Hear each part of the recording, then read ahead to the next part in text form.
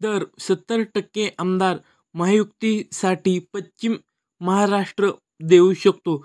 Devendra फडणवीसांना confidence.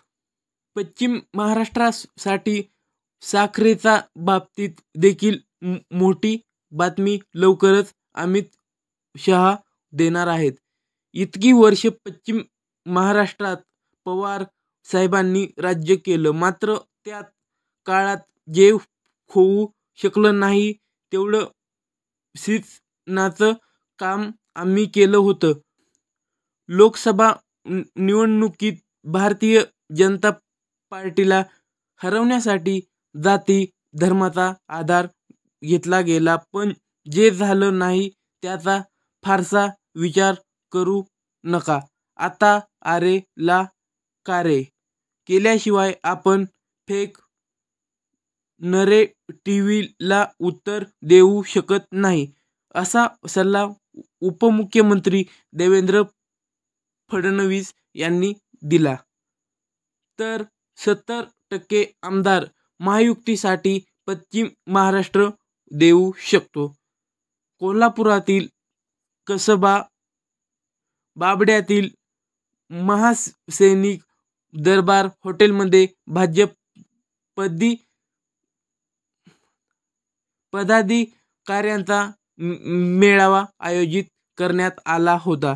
केंद्रीय गृहमंत्री अमित शहा या मेळाव्यात उपस्थित.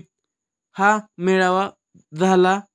या मेळाव्यात बोलताना फडणवीस यांनी महाविकास आघाडीवर तोफ डागली. मेळाव्यात आमदार प्रकाश आवाडे यांनी भाजपत प्रवेश केला. आवाडे पिता पुत्रांचा भाजपमध्ये प्रवेश होत असताना महामंत्री सुरेश हळवणकर यांनी जी भूमिका घेतली त्याबद्दल मी हळवणकर यांचे विशेष अभिनंदन करतो.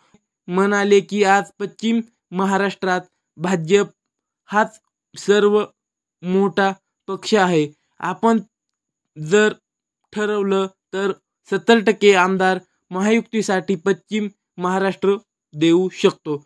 आपण आत्मविश्वासाने उभे राहिलो तर कोल्हापुरातील या आधीच सर्व रेकॉर्ड आपण मोडू शकतो. पश्चिम महाराष्ट्र हा भारतीय जनता पक्षाचा गड आहे हे आपण दाखवून देऊ शकतो. महाराष्ट्रात 175 जागा आणायच्या असतील तर 2,75,00,000 मत लागतात. ते पुढे म्हणाले की विशिष्ट समाजाने एकत्र येऊन आपल्या विरोधात मतदान केलं आहे.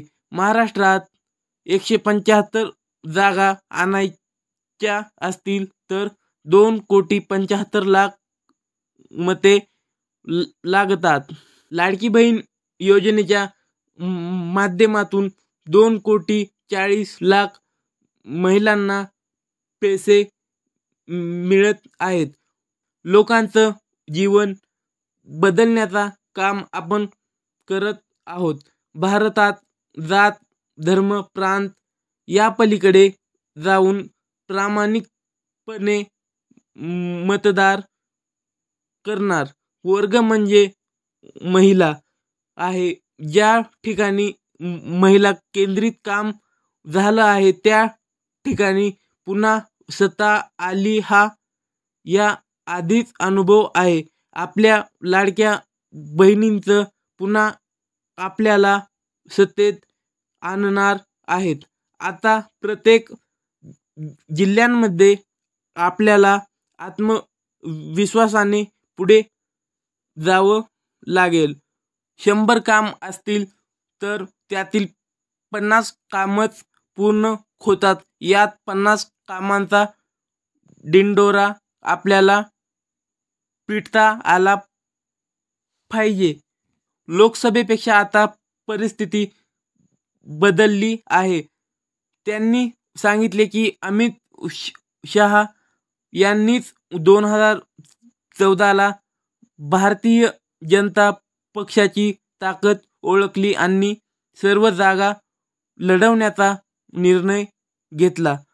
त्यांचा हा निर्णयामुळेच राज्यात भाजप सर्वात मोठा पक्ष म्हणून समोर आला.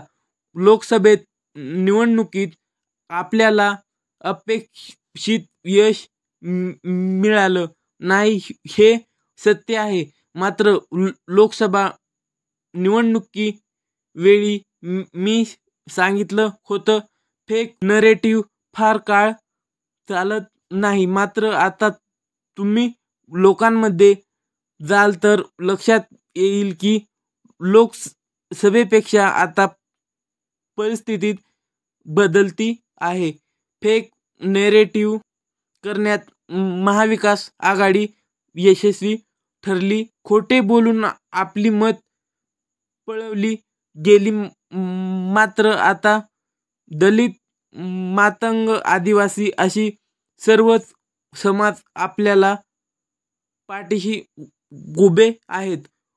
सोयाबीन, कापूस, कांदा, ऊस बाबत शेतकऱ्यांमध्ये संभ्रमावस्था पसरवली गेली असा आरोप त्यांनी केला. तर मित्रांनो, ही माहिती आहे थोडक्यात. तुम्हाला माहिती कशी वाटली नक्की कमेंट करून सांगा. आणि आमच्या चॅनलवर नवीन आला असाल तर चॅनलला नक्की सबस्क्राईब करा.